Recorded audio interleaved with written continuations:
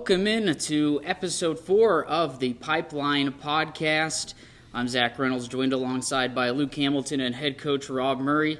And as we look here, second day of training camp now in the books. It's always interesting, first day of camp. This year you have a lot more returning players than last year, but also a lot of new faces, both guys from other teams last year and rookies within the league as well. And is there anybody that's come into this camp that's really surprised you in a positive way, kind of maybe similar to how Doogie LaGrone and Jack Darima stood out early on last year? Just, the 2 days so far, it's been actually, practice has been really good. Like, I've been very impressed with the pace and the execution of practice, but today more than yesterday. But yesterday we didn't have any lines put together, and so put lines together today. And I thought out of the group, I mean, there's the guys that I know. Again, I don't have eyes on those guys so much as the new guys. But Hudgin, Farron, and Bramwell as a line were really good in practice today. So out of the new guys, I guess you can almost throw Bramwell in as a new guy. He only played a couple games for us last year. So I thought that those guys really impressed, and I'm excited to see them as a line in the game tomorrow night. Well, what's one of the big emphases right now? 2 days of training camp in full, and then, of course, tomorrow being a game day. In a sense, what's the emphasis towards the players on what they need to focus on coming into camp right out of the gate, of course, but the details of the game going into game one of preseason as well? You have a limited time. It's a different setup this year, and just getting some of the systems part of the game into place. I mean, you can't, because you got to get the guys moving. Practice planning is there's a certain amount of teaching, and then there's got to be just let them go and play hockey. So the emphasis yesterday and today, we touched on probably what we feel the most important things are system-wise to get into place, or at least, again, for the new guys. And the guys that were here last year, we haven't changed, we're not changing anything. We could tweak things here and there, yet the guys that are coming back are used to this. And so the new guys, and, a refresher for the guys coming back too. But first 2 days, really just kind of more concentrating on getting the important system things in place. And it's hard. Like, even we're talking today about doing power play and talking about that, and it's almost like you don't have enough time. Like we got an hour and a half of ice this morning. A pane of glass broke during practice, so we were down at half ice. We're down to half ice, and really kind of threw our practice plan out the window. And so again, things happen. I mean, you just got to adjust. But overall, again, to answer your question, I think it's just more system things and just so that we're ready as a team, not just going out there playing a shinny game tomorrow night. And you mentioned that with the players that are returning, you have maybe a little bit less of an intense focus on them, but seeing them out there near the end of practice, it seemed Jackson Leaf and Eddie Matsushima were kind of practicing with Matsushima corralling pucks away from his body and getting off a quick snapper, doing some one-timers, and he seemed really consistent on where he was hitting on the net. And I know we mentioned last season both he and Gilmore, something you wanted to see from them was more consistency.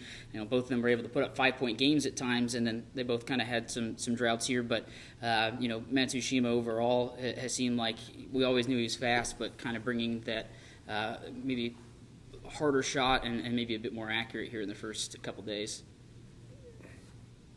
Yeah. Okay. Well, I wasn't watching them, but yeah. Again, it's your progression as a hockey player. Like, what you couldn't do last year, maybe you can do this year. The following year you could. It's you talk about players that whether they started in the ECHL and moved up to the American League. American League to the NHL, you always look back on their first year, and there's always stories. You should have seen him his first year. He couldn't do this, he couldn't do that. it's a maturation of a hockey player. I mean, you're not, outside of the first round picks, and even those guys struggle at the NHL level, American League level, their first couple of years. Like, it takes some time, and you're not just going to step in and everything is going to click. A guy like Eddie, yeah, there's certain deficiencies in his game that if he improves gradually as we progress here, just makes him more of a complete player. And what he probably was working on today is something that he thinks that he could probably be better at. And that's the thing about when you watch a guy after practice, it's always interesting to see what they actually do. And I said do. Yeah, that's what I was just thinking that. So when they, a guy that has a great one-timer, does he just practice one-timers? Well, you've already got that mastered. Do something that you need to get better at, and understand that. Like, okay, my crossover to the left isn't as good as my crossover to the right, or whatever. Right. Just throwing out an example. So the time that the guys are allowed. We just because of the way the practice went, I gave them about 15 minutes after practice just to kind of do their own thing. And again, it's what is it? It's interesting to see what a particular player will take that extra time and do. And it's definitely something Eddie can be better at. Like, he's not necessarily, he's more of a, you think of all the goals that he scored, it's either breakaways or in tight. He's not necessarily would be considered a shooter. Right. Well, maybe he'll be that guy. Like you say, 2 years down the road, he couldn't score from outside the slot, but now he can. Yeah. So anyways, it's again, it's the ability for the guys to work on it and to understand what they need to work on it is always interesting.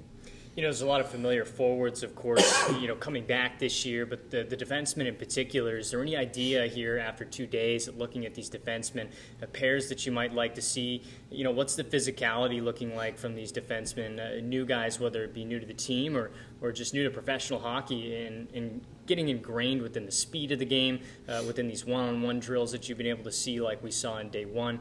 What's the D pairs potentially looking like here going into preseason game one?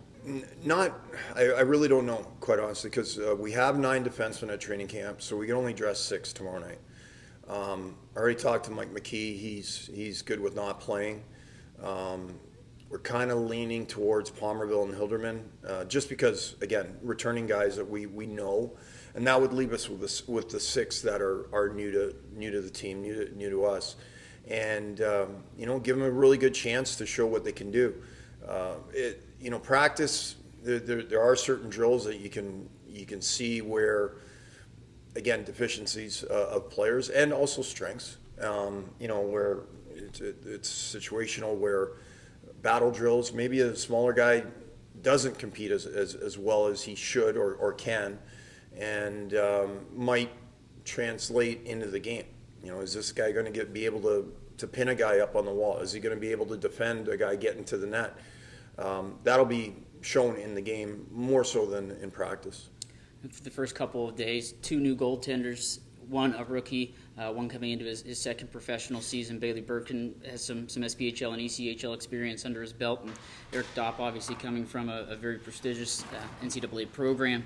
And on top of that, they have here for the week a goalie coach to kind of work with them. And what kind of advantage is that for not just them, but maybe you as you're maybe looking at some of the newer guys on the evaluation of the 2 goaltenders so far? It really helps to have a extra set of eyes and also a guy that's what he does. Mm-hmm.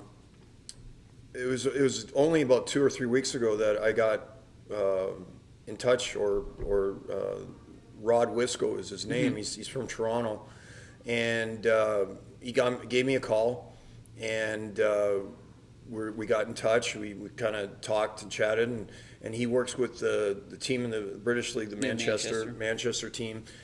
He works with a lot of guys.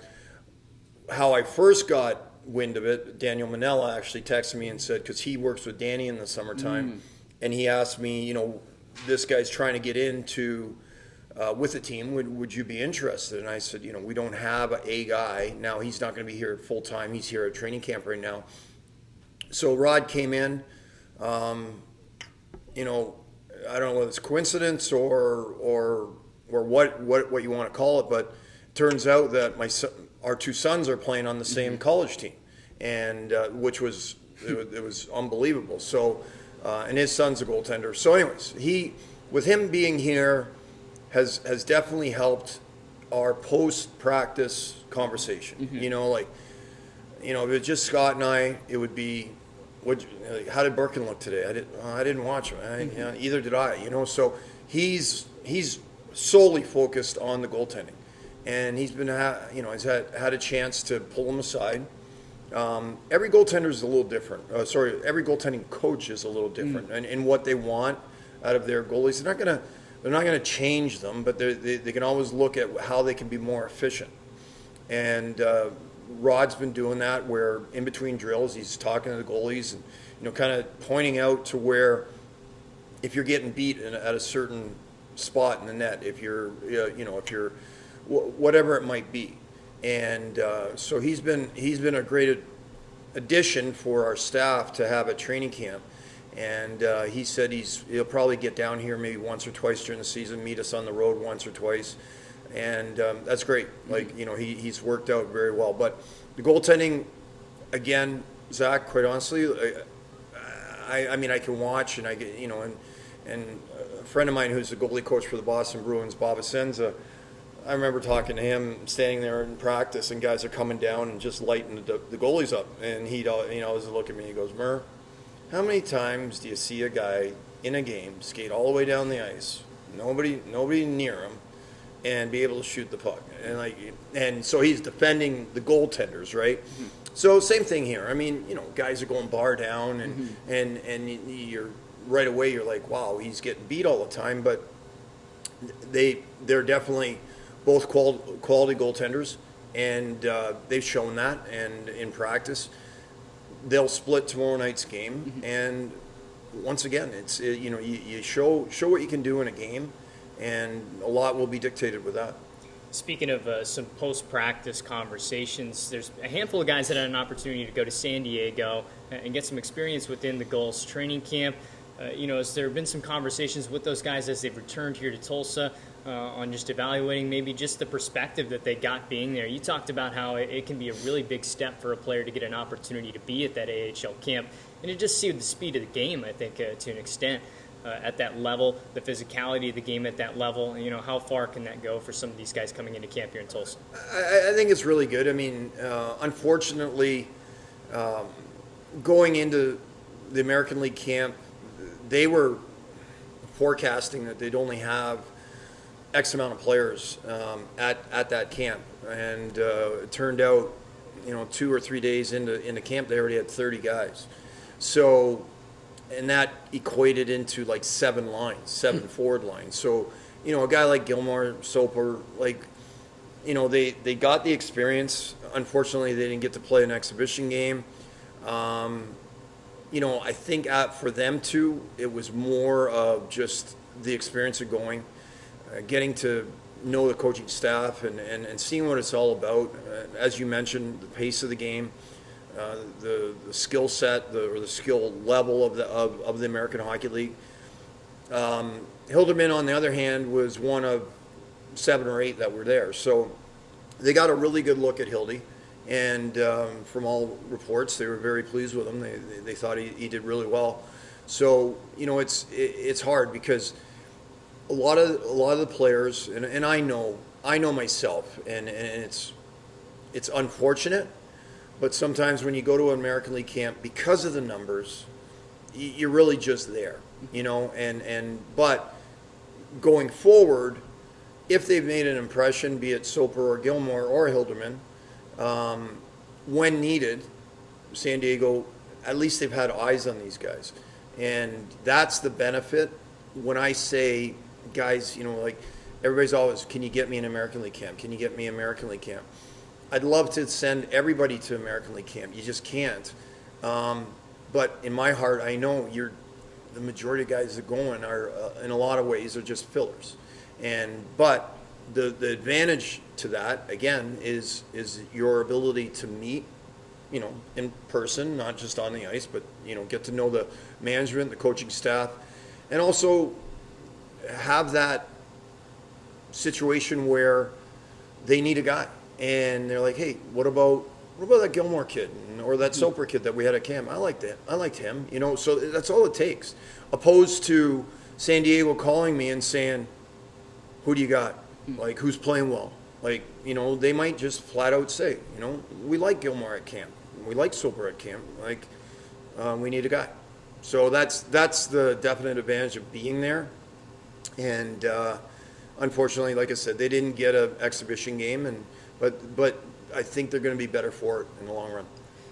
We talk about rookies. We talked about returning players, but then there's that other category of players that have played in the league before and have made their way here to Tulsa and familiar, obviously, coaching against him in J.C. Campagna. But now this is your first chance to have him as under your coaching. And what have you seen so far from him up close in a practice setting? And how is he kind of meshing in with things? Do you have maybe an idea on some guys that would maybe work well with him? Well, once again, like when I said that I didn't have lines, specific lines the first day, what morphed into what I used today was the three guys the four lines that that the guys kind of put together themselves. And so you had Leaf, Matsushima, and Campagna kind of went together or found themselves together. And that's what I went with today. And quite honestly, Zach, Campagna's been outstanding. Mm-hmm. He has been really good, like beyond what my expectations. And it's early. Don't get too excited, and time will tell. But from what I've seen out of him the last 2 days at camp here, I mean, he has been excellent. Some of the players that come into training camp, maybe a difference being a young player at the professional level, whether it be a player like Elliott St. Pierre or maybe even a college player. Is there any differences you see in their approach to coming to camp, whether it be, hey, I've got 1 year of training camp under my belt, or I'm coming right out of a program that's developed me in their way, in a certain different way, in an approach to an October training camp? We actually had the discussion after practice today.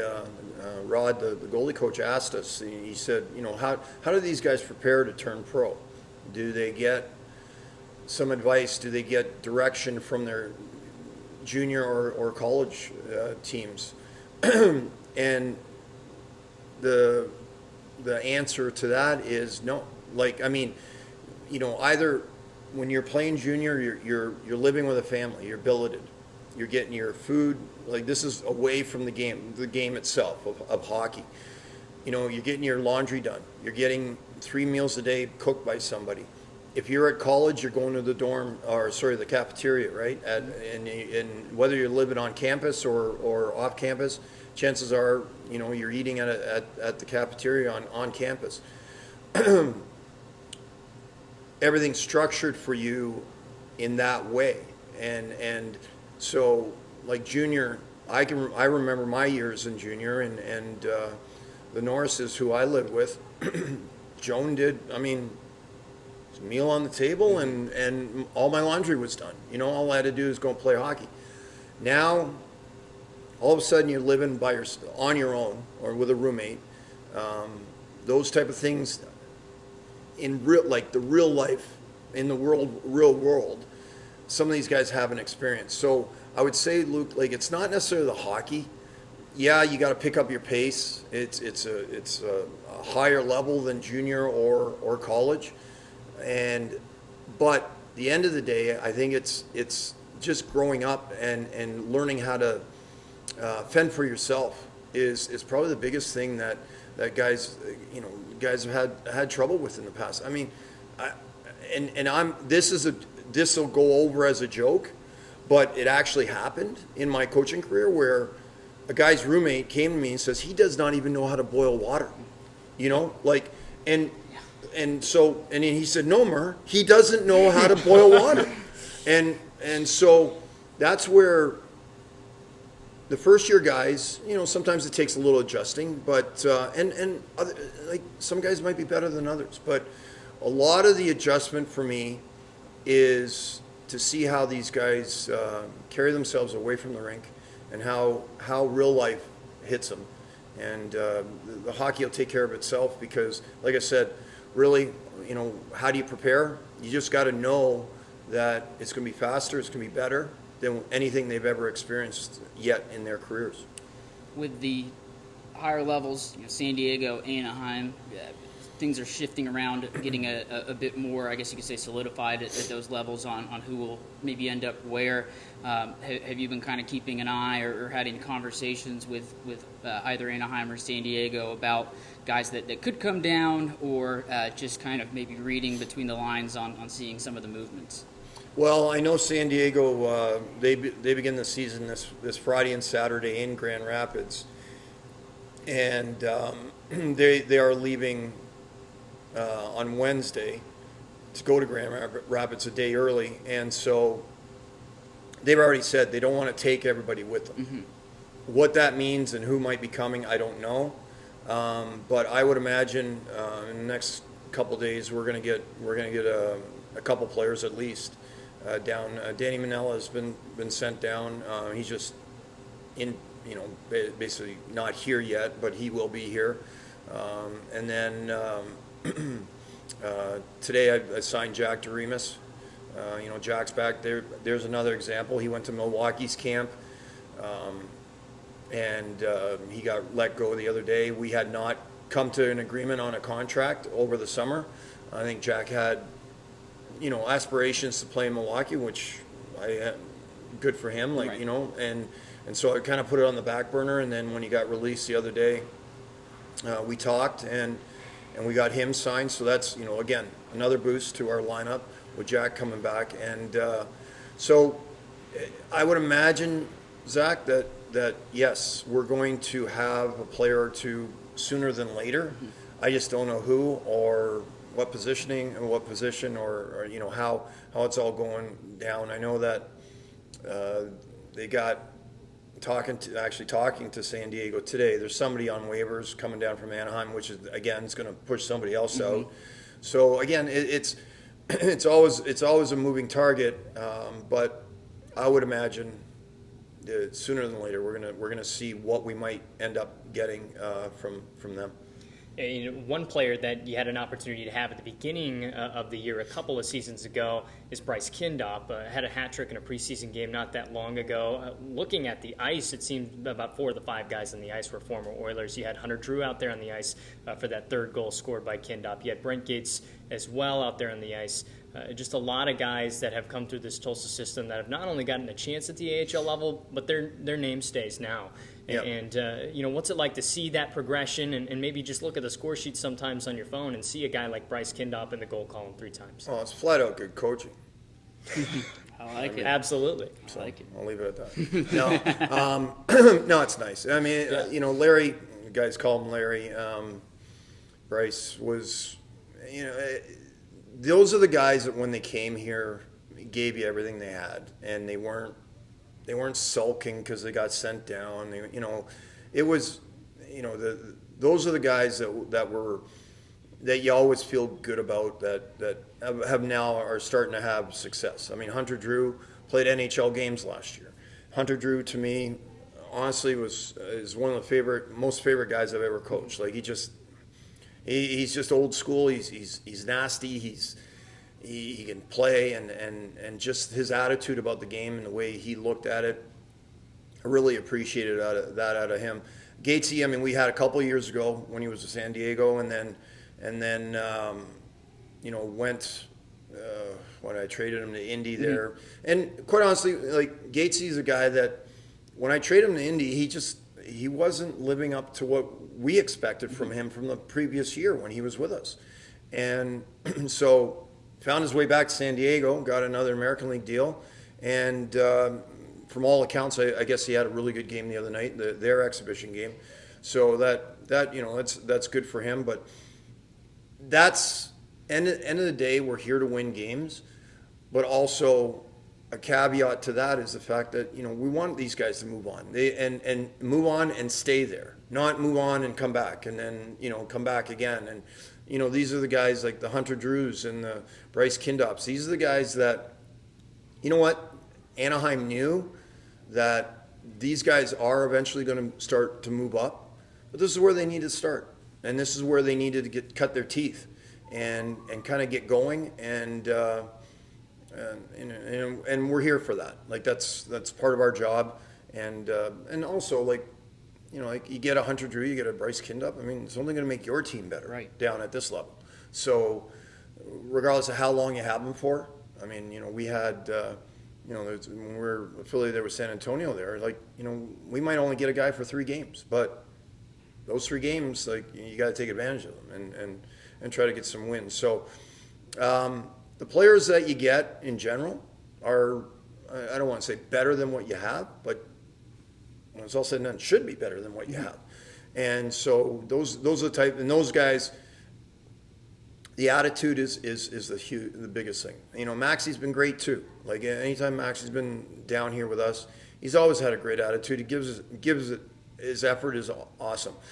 And when I refer to the attitude, I can go back early in my coaching career at the ECHL level where I was affiliated with Minnesota, St. Louis, Vancouver, Calgary. I mean, multiple different, and there was multiple times where you got a guy down and he wouldn't even try. He was just so sour that he was at the ECHL level that, and you're stuck not having to play. I mean, that ultimately is my decision who is in out of the lineup, but there's, a contracted guy that you think that should make a difference and ends up not being that guy. And that's where, Kindop, all the guys have come through here, Hunter Drew, and we're talking about those guys, and Gatesy, like, when they're here, the effort, and that's all I ask for is, and I tell them too, especially the guys that get sent down, it's like, what you guys don't understand is that I'm talking to San Diego every day. Mm-hmm. So if they call me and they say, how's Hunter Drew doing? I'm like, the kid's sulking. He's a baby. Like, I don't know what to tell you, and they're not going to be too happy with that. So I tell these guys a lot. I said, because you think you're sight unseen right now, I'm the guy. I'm the conduit that they're using to get the game, well, not the game reports, but basically assessment of how you are playing and whether you deserve to be called back up or not. So, I think some guys take that the right way, and other guys still are like, I'm too good for this league and I shouldn't be here. So we're going to take a quick break. We return, we'll talk a little bit more about preseason heading into the regular season here on the Pipeline Podcast. The Tulsa Oilers are back on the ice with a new owner, a new look, and a new attitude.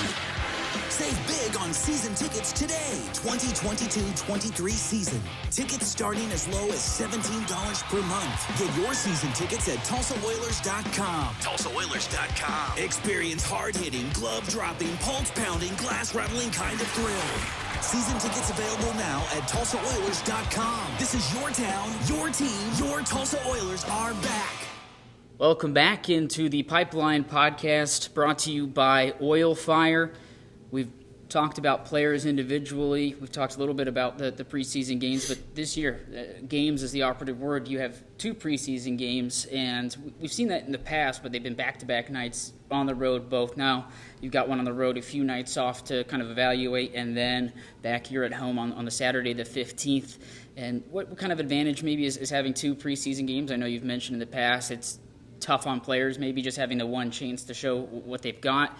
And on top of that, you get a chance to travel, see how guys, I guess, maybe interact on a short trip, and then also coming back here to home and playing in front of some fans. Well, the one game thing, like, you only, if you only get one exhibition game, I mean, it's no different than the regular season. I mean, some guy might be horrible on a Friday night, but then light it up on a Saturday night. So there is an onus on these guys to be as good as they can be in either game, really. But it is short. I mean, you look at the NHL, like they play 8 or 9 exhibition games, and if a team's really trying to get an assessment on a player, they have the opportunity to keep putting him in the lineup and seeing, okay, is he good enough or is he not good enough? Mm-hmm. Yeah, it's going to be my 6th year here is going to be our first home game exhibition-wise, and I honestly really doesn't make a difference whether you're on home or away, but it's definitely an advantage for me as a coach to have exhibition games, and if I could have 3 or 4, I would actually, that would be even better. Mm-hmm. But 2 is what we got, but that being said, it's the onus on those guys to, if come Monday I got to cut a guy, and I can point to the games he played and just say, you didn't do anything, Oh, I didn't have a good game,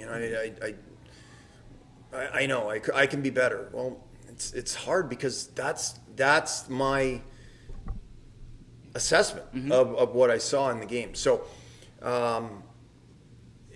for that reason, you would think that the most of the guys and returning guys again, there's a certain leeway there that they know that they're not going anywhere yet.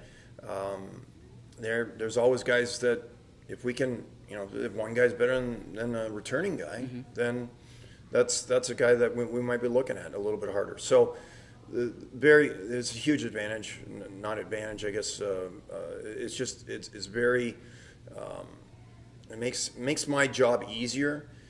We talked about it on the last podcast about the COVID year where no teams could have any exhibition games, and man, I mean that was hard. I mean we're just going in the first weekend of the season. We did not know half the guys. Right. We did not know what they were going to bring, and so that gives me the advantage. It's very valuable for me, plus the players, to have these exhibition games because you only see so much in practice. One thing that the preseason games can't necessarily bring is, say, an opening night crowd. And Tulsa is a very unique franchise in the sense that this is a place that had 4 of the top 5 largest attended games last year in the league. Opening night is usually one of those here in Tulsa. And just talk about maybe some of the intangibles about entering into your first professional game or your first game back here in Tulsa in front of one of the largest crowds in the ECHL every year, the energy that can provide, but also maybe sometimes the different results that brings for players being in an environment like that preseason games can't bring. I would like to think, Luke, that's an advantage. Personally, as a coach, I like starting on the road. And because there is a certain amount of pressure because it's your home opener, as you said, big crowd. Right. Everybody's wants to put on a show. And if things go sideways, it's kind of, geez, what just happened? This was our home opener. You know what I mean? Right. And if a visiting team comes in, they got nothing to lose. They just, and they play a little bit looser. But saying that, that's one way to look at it. The other way to look at it, again, you got to feed off the crowd. You got to feed off that energy. You take advantage of it. And we've talked about large crowds before. You get off to a good start, you get an early goal. I mean, and then it starts rolling. You know what I mean? Like it's a different feel, and then the crowd's really into it, and yeah, there's no stopping you then. So that's something obviously we want to get off. Come Friday night of next week, get off to a good start and have a really good game at home in our home opener. It's not all or nothing though. It's a 72 game season. And but home openers are always special for everybody, for every team in the league, every team anywhere. And so that's, to me, I think that you put that. I guess it's good pressure on yourself to make sure that you're playing at the top of your game. Michael Farron, a player that's impressed you so far, and this isn't his first season pro, but it is his first season pro in North America. He went over and played in Austria last season. How did you come about to signing him and kind of maybe finding him as a player? And do you know maybe what some of the differences are between the European training camps and maybe North American? I know in some of the European leagues, especially the KHL, it's almost a little bit more of getting into shape, or maybe a bit more intense on the workload. What have you kind of heard about the European camps as well? Well, what I've heard about European camps, they start early. Mm-hmm. I mean, the guys are leaving beginning of August to go over there, and I think they're extended is probably the best way to put it. Maybe even 3 weeks of camp before the season starts. Michael Farron played in, I think it's Austrian two league. I'm not even sure. I'm not very familiar. I mean, it's changed around a lot. Well, as long as I've coached, I'm really still not even all that familiar with a lot of the European leagues. But how I came about getting onto Farron was Scott Hadman Jr. Mm-hmm. And so he had him, and he knows his agent. And he called me in the summer, and there was actually another guy that, there was two of them, they're both from British Columbia, and they were guys that Scott knew that we're on to. And the one guy actually decided to go back to that, I think he went back to that same team. They both played on the same team. And he went back, but then Farron said, he wanted to give it a try over here in North America. So that's how it came about. Like, Scott kind of went to bat for the kid and said, I think he'd be a good guy to bring in. And he's looked good. Hey, speaking of assistant coach Scott Duttart, second year here with the team, you've had an opportunity to work with a lot of coaches in your career, of course. What's it like having him back here for his second year? He seems to have enjoyed Tulsa quite a bit in his first year, and he's excited for year two. Yeah, and I think what, like as you said, like I all the guys that have been my assistant coaches through the years, like, there's not one guy that I did not like working with, and Scott is the same. Like, he's great. Like, he's been great addition to our staff. Zack Desjardins, love the guy. Like, I love working with Zack. The guys I had in Alaska through the years, Scott Burt, Louis Mass, Gerald Coleman, Weller was there at one point. I mean, again, I can't say a bad word about any of these guys. Like, if they're up for a job and somebody's to call me for a reference, I mean, and it's, whenever you get a reference call, be it a player or a coach, to me, I think you got to tell the truth, because you're putting your name on that. And any one of those guys, I'd go to bat for. And Scott's the same way. Like, if down the road somewhere that he gets an opportunity somewhere that I got reached out to about him, I'm only going to have good things to say about him. With talking about players being returners and maybe not looking at them as much, but Dylan Sadaway obviously coming off of a big injury with a kind of a long rehab time, but been skating out here a bit recently, and then obviously here now at camp as well. Have you seen that he's kind of already back to a strong form of where he was? Is that something you've kind of just been keeping an eye on, or is it one of the things you're not too worried about? I would say no. He's not back to where he needs to be. Yet he looks to me the same. But you're right. I mean, it was a big knee injury he had last year. He spent the whole summer here rehabbing it, and wasn't until not too recently that he actually was cleared for contact. He had been skating, and that's fine. I mean, that's my expectations. Like, he's not going to be in tip-top shape come first day of training camp, but now, it's up to him and us, I guess, is to get him to where he needs to be. He still looks really good. He is what, like, if you watch him out there, he looks the same.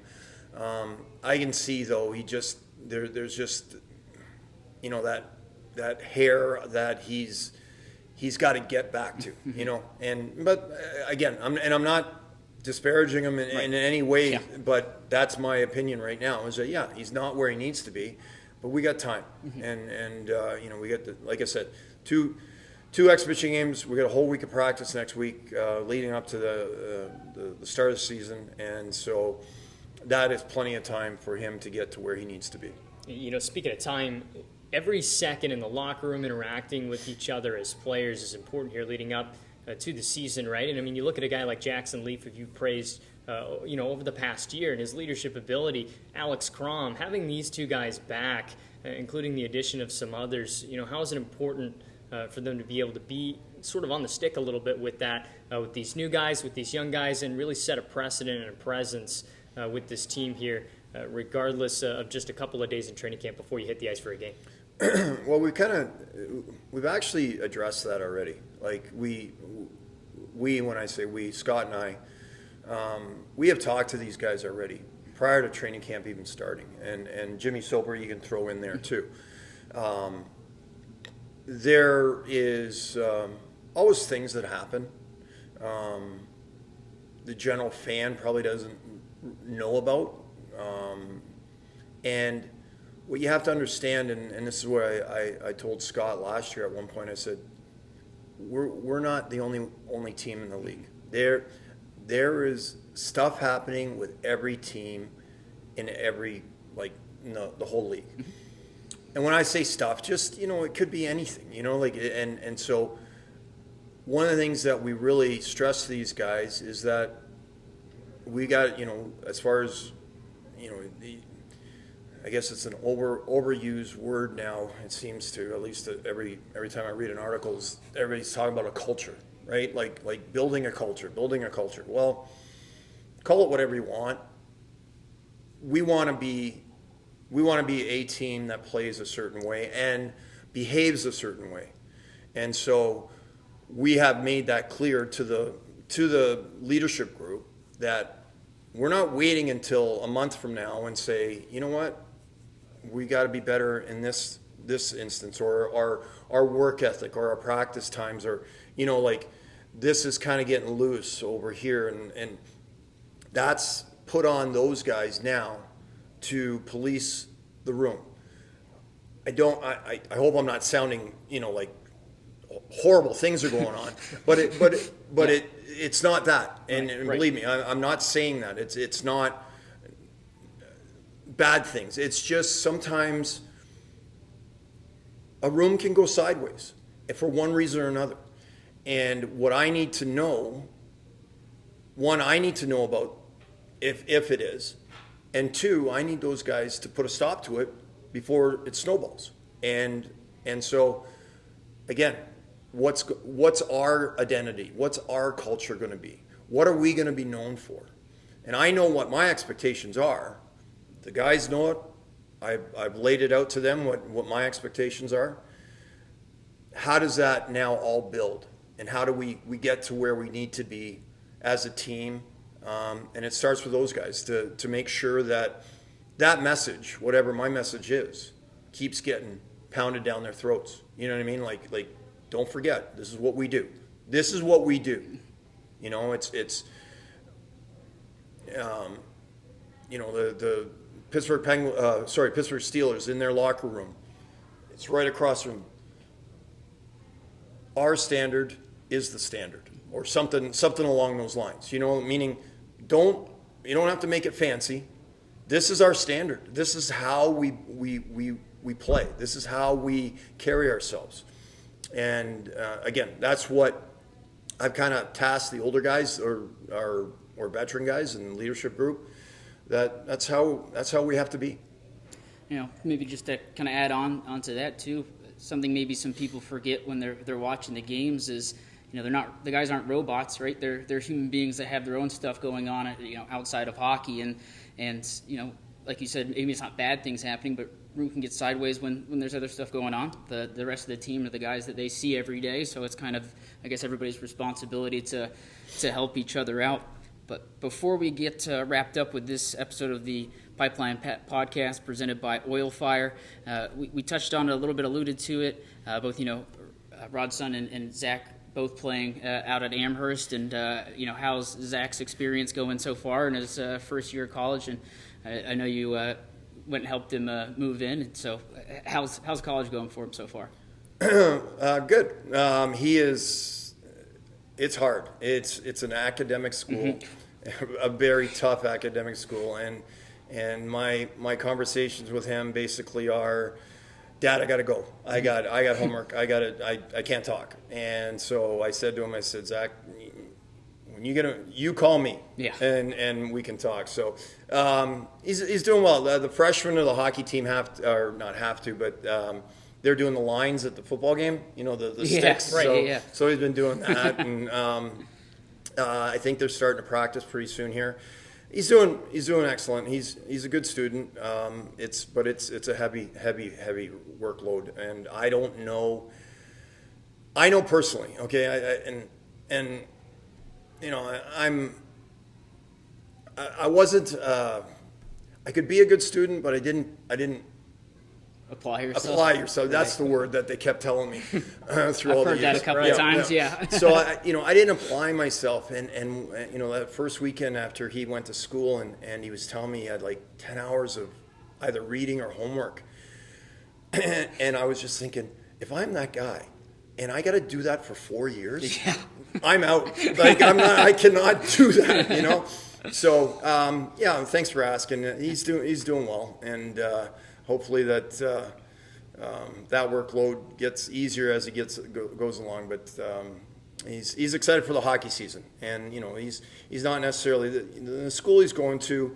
It's not an athletic base, as I mentioned. It's more of an academic school, but he's going to get to play hockey and do what he loves and get an education while he does it. Certainly so. Well, that'll wrap up this episode of the Pipeline Podcast presented by Oil Fire. Don't forget, Saturday the 15th here at the Oilers Ice Center, first preseason game that we've had in the ECHL era at home. If you haven't been out here to the Oilers Ice Center in the last couple of days, it'll look different than the last time you were here. But if you haven't been here in a year or a few months, you'll be pretty shocked with all the differences made here thanks to Andy Skirdo. We'll see you then. And if you also want to catch some hockey down here at the Oilers Ice Center, practices are open the rest of this week. So up until through the 14th, 9:15 to 10:45 a.m. here at the Oilers Ice Center. We'll catch you guys either at the season ticket holder party, either at preseason game or the regular season. We'll see you then.